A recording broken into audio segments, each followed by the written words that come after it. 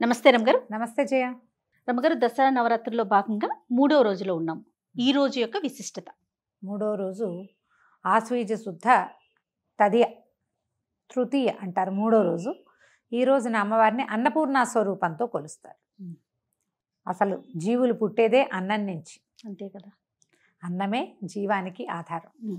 అయితే అన్నం పరబ్రహ్మ స్వరూపం అని చెప్తాం మనం.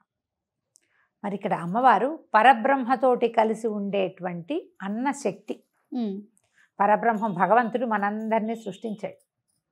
ప్రపంచం మొత్తం, ప్రపంచ శక్తి ఒక స్వరూపం వల్ల వచ్చిందంటే ఆ శక్తి పరమేశ్వరుడు అనుకుందాం. పరమేశ్వరుడే ప్రపంచ శక్తి. ఆ పరమేశ్వరుడి యొక్క చైతన్యమే ఆద్యశక్తి అమ్మవారు, ప్రకృతి మాతగా చెప్పుకుంటాం. ఇప్పుడు అందులో ఒక్కొక్క స్వరూపం ఒక్కొక్క లాంటిది. మన కదలికలకి అవసరమైంది ఒక శక్తి, మన ఆలోచనకు అవసరమైంది ఒక శక్తి, మన ఉపాసనకు అవసరమైంది ఒక శక్తి, మన జీవికకి అవసరమైన శక్తే అన్నపూర్ణ. అన్నమే జీవుల యొక్క ఆధారభూత శక్తి. అది లేనిదే ఇంకా జీవుడు కదిలేదేం లేదు కదా. గర్భస్థ శిశువుకైనా ఆహారం అందవలసిందే, వాడంతటి వాడు పెరగడు కదా. తల్లి తిన్న ఆహారం నుంచి శిశువుకి ఆహారం అందుతుంది. ప్రపంచంలో ఉన్న ప్రతి ప్రాణికి, జీవించి ఉన్న ప్రతి ప్రాణికి, మొక్కలకు కూడా ఏదో ఒక శక్తి ఉంటేనే కదా అది బతికుండేది. జీవశక్తే అన్నపూర్ణ. అయితే ఈ అన్నపూర్ణ దేవికి మనం కట్టుకున్న సంపెంగ రంగు, లేక గంధపు రంగు, గంధపు పసుపు రంగు ఇలాంటి వస్త్రాలు సమర్పిస్తారు. ఈ రోజున అమ్మవారిని ఒక గరిట పుచ్చుకుని కూర్చుని ఉన్నటువంటి స్వరూపంలో చూపిస్తారు. పరమేశ్వరుడికి అన్నం వడ్డిస్తున్నట్టుగా పరమేశ్వరుడికి కూడా ఆహారాన్ని అందించే శక్తి ఉంది, అన్నపూర్ణే. కాశీలో విశాలాక్షితో పాటు అన్నపూర్ణాదేవి కూడా మనకి కనపడుతుంది. అయితే ఈ గరిట పుచ్చుకుని ఉన్నటువంటి ప్రతిమా స్వరూపాన్ని మనం అర్చనలో పెట్టుకుంటే చాలా విశేషమైన ఫలితం లభిస్తుంది అంటారు. మామూలుగా అందరిళ్ళలో కాశీ గనక వెళ్తే చిన్న చిన్న అన్నపూర్ణ విగ్రహాలు దొరుకుతాయి. అవునండి. గరిట పుచ్చుకుని, ఒక చేత్తో పుచ్చుకుని ఇట్లా ఉన్నట్టుగా అమ్మవారు. ఈ గరిట ఉన్న ప్రతిమని గనక మనం తెచ్చుకుంటే బియ్య బస్తాలో వేసుకుంటే ఎప్పుడు బియ్యానికి తరుగు ఉండదంటారు. పూజలో మనకు చిన్న చిన్న మండపాలు ఇవి ఉంటాయి కదా, మన సింహాసనాలు. అన్నపూర్ణ తప్పకుండా ఉండాలి. గౌరీ, అన్నపూర్ణ, వినాయకుడు తప్పకుండా ఉండవలసిన వాళ్ళు అన్నమాట. మన ఇంట్లో అన్నానికి లోటు ఉండదు. ఏ వేళకి ఎవరు వచ్చినా మనం ఒక ముద్ద అన్నం పెట్టగలుగుతాం.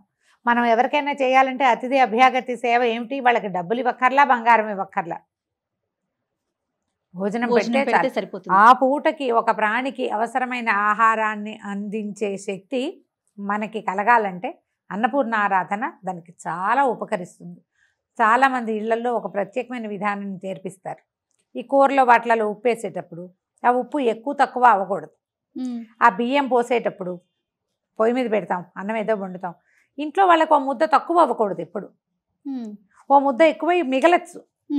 అన్నం పూట అన్నం తక్కువ అయితే ఎట్లా? అందుకని ఏం చెప్తారు, అన్నపూర్ణే సదాపూర్ణే శంకర ప్రాణవల్లభే జ్ఞాన వైరాగ్య సిద్ధ్యర్థం భిక్షాందేహిచ పార్వతి అని ఈ శ్లోకం చెప్పుకుంటూ ఉప్పేస్తే కూర రుచిగా కుదురుతుంది. ఆ అన్నం సరిపోతుంది. చాలామంది ఇళ్లలో వంట పెద్దవాళ్ళు నేర్పించిన వంట విధానం అలవాటు ఉంటే వాళ్ళు నేర్పుతారు ఇది. మనమే వండుకొని యూట్యూబ్ చూసి వండుకున్నాం అనుకోండి, మనలాంటి పెద్దకాయలు ఏం చెప్పరు అలాంటివి. ఇంట్లో మా అమ్మలో, తాతమ్మలో పెద్దవాళ్ళ దగ్గర కూర్చుని వంట నేర్చుకుంటారు కదా, వాళ్ళకి ఈ ప్రత్యేక శ్లోకం తెలుస్తుంది. మీకు ఇప్పటిదాకా తెలియపోతే ఈ శ్లోకాన్ని అలవాటు చేసుకోండి. మనం వేసే ఉప్పు తినేవాడి రుచికి సరిపడా ఉంటుంది. కూర మిగలదు, వృధా కాదు, అలాగని తక్కువ అవ్వదు. అందుకు దానికి ఆధారభూతమైన శక్తి అన్నపూర్ణాదేవి. ఈమెకి లేత రంగు వస్త్రాలు ధరింపజేస్తారు. తర్వాత కొబ్బరన్నం ఒకచోట, తర్వాత పెరుగన్నం ఒకచోట, అల్లపు గారెలు ఒకచోట ఇట్లా నివేదన చేస్తారు. అమ్మవారు కమ్మని ఆహారాన్ని అందిస్తుంది కాబట్టి ఎక్కువ కారం లేని పదార్థాలని అమ్మవారికి అన్నపూర్ణాదేవి నైవేద్యం పెడతారు. అన్నపూర్ణ వ్యాసుడికే వరం ఇచ్చిన తల్లిగా చెప్తారు. ఒకసారి వ్యాసుడట చాలా మంది శిష్యులతోటి కాశీనగరానికి చేరుకున్నాడు. ఆయనకి భిక్ష లభించలే. ఈయన వ్యాసుడు కానీ అప్పట్లో ఋషులు మునులు వీళ్ళంతా శిష్యులతో వాళ్ళతో వెళ్తే భిక్షాటన చేసేవారు. అదే భిక్ష తీసుకోవటం చాలా సహజమైన విషయంగా ఉండేది. కాశీనగరం అంతా భిక్ష లభించేది. అయితే విఘ్నేశ్వరుడు వ్యాస భగవాను పరీక్షించడం కోసం ఆహారం దొరకనివ్వలేదట. మిట్ట మధ్యాహ్నం దాటిపోయేసరికి, అపరాహ్నం దాటితే ఆకలితో భగభగలాడిపోదు. మధ్యాహ్నం ఏమి దాకా తినకుండా ఉంటే ఆయన పిచ్చి కోపంతో కాశీనగరాన్నే శపించటానికి పూనుకున్నాడట వ్యాసుడు. ఆహారం అందకపోతే ప్రాణులు ఏమవుతారమ్మా? అదే కదా, విలవెల్లాడిపోతా. కృష్ణద్వైపాయనుడు, ఇన్ని అష్టాదశ పురాణాలు రాసినవాడు, భగవంతుని యొక్క అంశావతారంగా చెప్పుకుంటాం మనం. విష్ణుమూర్తి అంశంలో వ్యాసుడు కూడా ఒకటి కదా, ఒక అంశాన్ని చెప్పుకుంటాం మనం. అవునండి. అలాంటి వాడే ఆకలి మంటని అణుచుకోలేకపోయాడు. జీవుడికి ఎంత అవసరం మరి, ఆహారం చాలా అవసరం కదా. అప్పుడు ఆ అన్నపూర్ణ దేవత ఒక పెద్ద ముత్తైదు రూపంలో కనపడి ఆయన్ని శపిస్తున్నటువంటి వ్యాసుని, కాశీలో అన్నం పుట్టదు ఇంకా అని శపించాడట. ఈ కాశీకే అన్నం పుట్టదు, కాశీ నాశనం అయిపోతుందని తీసాడు, నోటితోటి అన్నాడు. ఈ జలం తీసేసరికి ఆవిడ వచ్చి చేయి పట్టుకున్నా, ఇంత పని చేయకూడదు అన్నపూర్ణాదేవి. ఆవిడ వచ్చి పెద్ద ముత్తైదు రూపంలో వచ్చి అదే ఆపి ఆయనకి భోజనం పెట్టి ఆయన్ని శాంతపరిచి, నువ్వు ఇలా శపించబోయావు కాబట్టి నువ్వు రోజు కాశీవాసం నీకు లేదు, ఇంకా వారానికి ఒకరోజే వస్తాడు ఆయన, అలాగని కథ చెప్తారు. ఈ వ్యాసుడికే స్వస్వరూపంతో కనపడి అన్నం పెట్టింది ఆవిడ.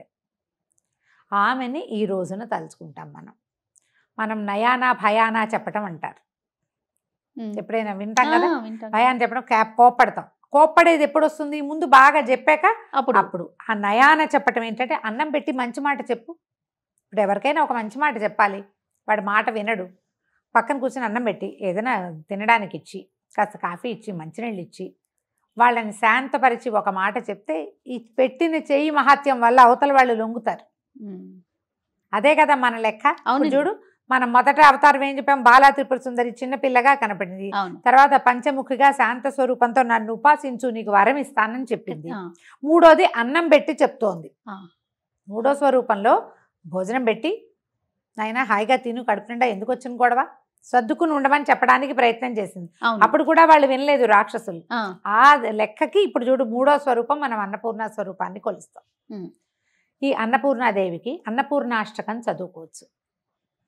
మనకి స్తోత్రనిధి యాప్లో అన్నపూర్ణాష్టకం దొరుకుతుంది. అన్నపూర్ణ స్తవం ఒకటి, ఇంకా ఒకటి 2 స్తవాలు చిన్న చిన్నవి దొరుకుతాయి. తర్వాత ఏమో మన అష్టోత్తరం దొరుకుతుంది.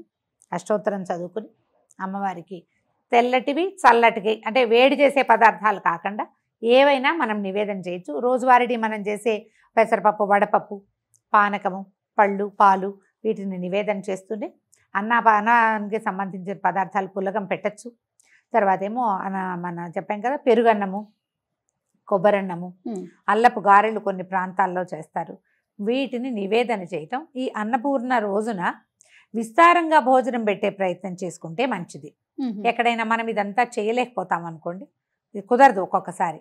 కానీ ఈ అన్నపూర్ణ స్వరూపం ఉన్నటువంటి ఈ తృతీయ నాడు కనుక, తదియ నాడు మనం ఎక్కడైనా అన్నదానానికి ఏర్పాటు చేస్తే చాలా మంచిది. మనకి ఇంట్లో సంతానానికి ఏమైనా సమస్యలున్నా, సంసారంలో ఇబ్బందులున్నా, ఆరోగ్య సమస్యలతో బాధపడే వాళ్ళు అనారోగ్యాలతో బాధపడుతూ ఉంటారు. అవునవును. ఇప్పుడు అనారోగ్యం చాలా సహజమైన విషయంగా ఉంది మనకి కదా. దానికి పరిష్కారాలు కూడా చాలా సులువుగా అయిపోయినాయి కదా రమ్మగారు. అవును, అవునా కదా. ఒకప్పుడుతో మనం చూసుకుంటే ఇది వరకటి కంటే ఇప్పుడు కొంచెం తేలిగ్గా మనకి వైద్యం లభిస్తుంది. ఆ వైద్యాల్లో భాగంగా ఈ రోజున అన్నం పెట్టే వైద్యాన్ని కూడా చేసుకోండి. ఎవరికైనా అన్నార్తులకి అన్నం పెట్టేది, ఏదైనా ఓల్డేజ్ హోమ్స్ కానీ, లేకపోతే ఇవి కానీ అనాథ శరణాలయాలు కానీ ఎక్కడో చోట పెట్టచ్చు కదా. దేవాలయాల్లో డబ్బులు ఇవ్వటం కానీ ఇట్లా ఏదైనా ఏర్పాటు చేయండి. బియ్యం దానం చేస్తే చాలా మంచిది ఈ రోజున. ఎవరికైనా బియ్యం ఇవ్వటం, ఇవన్నీ చాలా మంచివి. ఏదే ఆహార పదార్థాలు ఇచ్చే పద్ధతి ఉంటే మనం ఏదైనా వండి ఇవ్వచ్చు, దినుసులు ఇవ్వచ్చు. ఏది ఇచ్చినా కూడా విశేషమైన ఫలితం లభిస్తుంది. ఈ రోజున అన్నపూర్ణాష్టకం చదువుకోండి. పొద్దున సాయంత్రము కూడా లలితాశాస్త్రం చదువుతున్న ప్రాక్టీస్ ఉండి, రోజు లలిత ఉంటే లలితాశాస్త్రం చదువుకుంటూనే అన్నపూర్ణాష్టకం కూడా చదువుకోవచ్చు. ఈ 9 రోజులు కూడా లలిత చదువుకుంటారా రమ్మగారు? ప్రతిరోజు కుంకుమ పూజ చేసుకునేవారు కుంకుమ పూజ, లలిత చదువుకునేవారు చదువుకోవడం, పారాయణగా చదువుకోవచ్చు.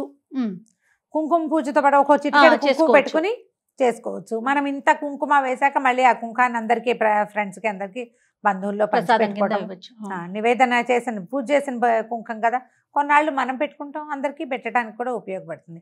ఈ రోజువారీ దాన్ని సేకరించకుండా మనం ప్రతిమని కొంచెం పకడ్బందీగా ఒక పళ్ళెంలో పెట్టుకున్నామంటే ఆ కుంకుమ అంతా ఇట్లా చక్కగా ఏర్పడుతుంది మొత్తం. చివరి రోజున తీసుకుంటాం, సరిపోతుంది.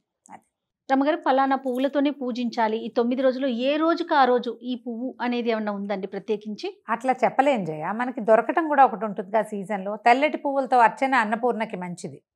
అన్ని తెల్ల పువ్వులే దొరకవు. ఓ 10 తెల్ల పువ్వులు దొరుకుతాయి అనుకో, 11 పువ్వులు చేయండి వాటిని. 11 పువ్వులు చేసుకుని 11 పువ్వులు ఒక 11 నామాలకి అర్పించడం, నమస్కారం చేసుకోవటం. ఈ పువ్వులు ఏంటంటే మనం చామంతులు, గులాబీలు అవి దొరుకుతాయి. 5-6 రంగుల గులాబీలు దొరుకుతున్నాయి, 4-5 రంగుల చామంతులు దొరుకుతాయి. వాకిళ్లలో మందారాలు అవి ఉంటాయి. తర్వాత ఏమో నందివర్ధనం, గరుడవర్ధనం ఇలాంటి పువ్వులు ఉంటాయి. ఆ పువ్వుల్ని వాడుకుంటే సరిపోతుంది. ఉదయం పెట్టిన పువ్వులు మళ్ళీ సాయంత్రం తీసేవేయాలంటారు? అంటే ఉదయాన్నివి సాయంత్రం తీయాలన్న నియమం పెద్దగా లేదు. మనం ఇది రాత్రి పూజ పెద్దది కదా, ఉదయం కొంచెం అలంకారం చేస్తాం, సాయంకాలం ఎక్కువ అలంకారం చేస్తాం. కానీ మర్నాడు ఉదయం తప్పకుండా తీసేయాలి జయ. నిద్ర చేసిన నిర్మాల్యం పనికిరాదు. రాత్రి నిద్ర అయిందంటే తెల్లవారాక మొత్తం నిర్మాల్యం అంతా ఖాళీ చేయటం. మనం ఖాళీ చేయనిది ఏమిటంటే ఈ మండపంలో నుంచి కుంకుమ మాత్రమే. ఈ 10 రోజులు కూడా నవరాత్రులు అన్ని రోజులు కూడా మనం పేర్చుకుంటూనే వేస్తాం. రోజు వేసింది ఆ ప్రతిమని కదపకుండా మిగిలిన అన్ని అర్చనకి పువ్వులు పెడతాం కదా, పుష్పం సమర్పయామి అంటాం. మీరు చిన్న పూజ చేసుకుని పువ్వులు పెట్టినా మర్నాడు తీసేయాలి. పువ్వులు ఫ్రెష్గా ఉన్నాయి, ఇవి ఉంటాయి కదా, ఈ చామంతులు అవి కదలకుండా అలా ఎట్లా పెట్టిన పువ్వు ప్లాస్టిక్ పువ్వులే అలాగే ఉంటుంది. అయినా కూడా తొలగించాలి. ఒక రోజు నిద్ర చేసింది అంటే ఆ పువ్వు తీయవలసిందే. ఫ్రెష్ పువ్వులు మళ్ళీ పెట్టుకోవాలి. మీకు ఆ మిగిలిన పువ్వులు ఏ పళ్ళెల్లో ఉన్నా వేసి హాల్లో పెట్టుకోవచ్చు కదా, కానీ దేవతల మీద మాత్రం ఉంచకూడదు. ఈ నియమాన్ని పాటించండి. ఎప్పుడు ఏ దేవతారాధన అయినా, ఇప్పుడు వాకిట్లో కట్టుకున్నాం అనుకో జయ, పువ్వులు అవి 2 రోజుకి తీయాల్సిన పని లేదు, 3 రోజులు ఉంచుకోవచ్చు. వాడితే తీసేయాలి. అవును, వాడకుండా ఉంటే ఒక రోజు ఉంచినా పర్వాలా, కానీ ఈ దేవతా అర్చనకి మాత్రం అట్లా పనికిరాదు. ఏ రోజుకి ఆ రోజే మనం తీయాలి. లలిత కూడా సామూహికంగా చేసుకుంటూ ఉంటారు కదా రమ్మగారు, చేస్తారా? వెళ్తాను, తక్కువ నేను చేయటము. సామూహికంగా చేసుకోవచ్చు. మీరు చుట్టుపక్కల ఒక 10-12 మంది, 11 మంది, 9 మంది కుదిరేమనుకోండి, వాళ్ళ ఇంట్లో ఒకరోజు, మన ఇంట్లో ఒకరోజు చొప్పున చేసుకోవచ్చు. ఎందుకంటే అమ్మవారికి సామూహికంగా చేసే అర్చన చాలా ఇష్టం అమ్మ. లలిత పారాయణ చేయటం, ఎక్కువ మంది సువాసినులు అందరూ కూర్చుని చదవటము, అవన్నీ ఆవిడకి చాలా ప్రీతిదాయకమని చెప్తారు. ఆమెను సంతోషపెట్టడమే కదా ఇప్పుడు మనం చేయవలసింది. కాబట్టి చక్కగా చేసుకోవచ్చు. ఎక్కడైనా ఎవరైనా పిలిస్తే వెళ్ళిరండి. ఇప్పుడు తాంబూలాలు, ఇది ఒక ప్రశ్న ఉంటుంది, తాంబూలం తీసుకోవటానికి పిలుస్తూ ఉంటారు. తప్పకుండా వెళ్ళాలమ్మా. పసుపు కుంకాలకు పిలిస్తే 10 ఆమడలు నడిచి వెళ్ళాలని శాస్త్రం. బొట్టు పసుపు తీసుకోవడానికి రండి అంటే వీళ్ళ ఇంటికి ఏం వెళ్తానులే, ఇప్పుడు ఏం వెళ్తానులే అనుకోకూడదు. ఇలాంటి భావాలు ఉండకూడదు. తప్పకుండా వెళ్ళి తీరవలసిందే. తాంబూలానికి పిలిస్తే వెళ్ళాలి. బొట్టు పెట్టించుకుంటుంది కానీ రండి అంటే పెట్టించుకోవాలి. అవకాశం ఉంటే మాత్రం వెళ్ళి తీరాల్సిందే. సాధారణంగా వెళ్ళవలసిందే. నీకేదో విపత్కర పరిస్థితులు, ఏ కాలో బెణికింది, ఏ చెయ్యో ఇదైంది, వెళ్ళలేని దుష్కరమైన పరిస్థితి వస్తే మానండి, కానీ ఏం వెళ్తానులే అని మాత్రం మానద్దు. ఈ రోజుల్లో అస్సలు మానకూడదు. మన ఇంటికి ఎవరన్నా వచ్చినా తాంబూలం ఇవ్వాలి, మనల్ని ఎవరు పిలిచినా కూడా మనం వెళ్ళి తాంబూలం తెచ్చుకోవాలి. వాళ్ళ ఇంట్లో ఏదో అష్టోత్తరం చేస్తున్నారు, అంత సమయం లేదండి, నేను మా ఇంట్లో కూడా పూజ ఉంది అంటే వెళ్ళి కనపడి బొట్టు తీసుకుని రండి. కానీ ప్రతి పండుగ కూడా ఒక రోజు మాట్లాడుకుంటాం, 2 రోజులు 3 రోజులు. శరన్నవరాత్రులు మాత్రం 10 రోజులు మాట్లాడుకునే పండుగ కదా రమ్మగారు. సంతోషం రమ్మగారు, నమస్తే. నమస్తే జయ.